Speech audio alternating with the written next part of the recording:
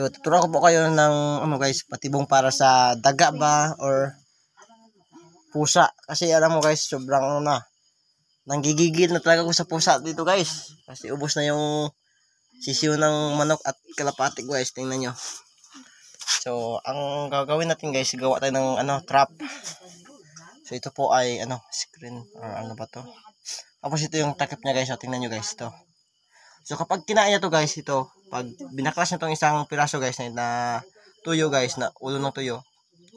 Siyempre ito biglang ganito guys. Turuan ko kayo guys i-example natin guys. So ganyan talaga guys. So, pag kinain niya yan guys, so siyempre kakainin niya yan. Ayan guys. So maklos niya siya dito guys.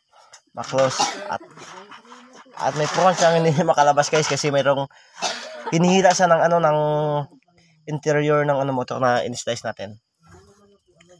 Ayan guys to. So ganyan lang guys. Sa pagsabit naman guys, ganito guys Kasi meron siya guys lock. Yan guys. Tuturuan ko kayo guys Wait lang. Mahirap guys kasi walang hawak na camera guys. So ganito.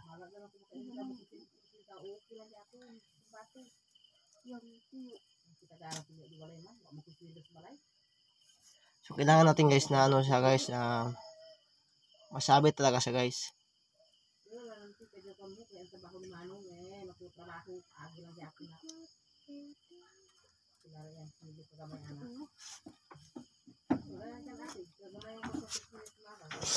Wait lang guys So sabit ko na guys kasi sobrang mahirap lang hawak ng camera.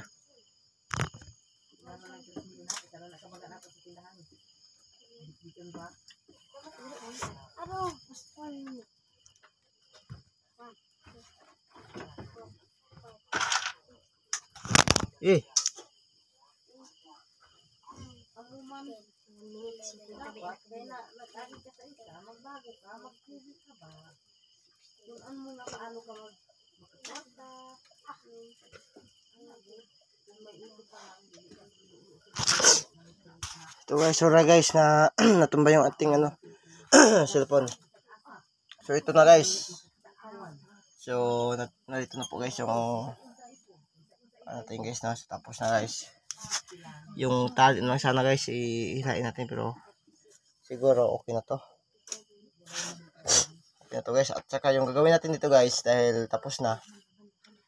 Kapag kayo maglalagay ng trap na to guys, dapat siguraduhin nyo po na ito po ay nakalagay sa tamang lugar guys kung saan yung target na dumadaan. Kaya ng pusa, daga.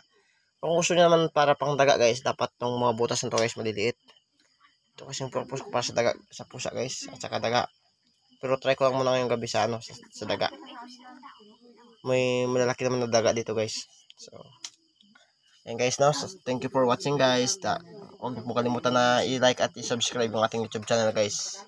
Maraming salamat and God bless you.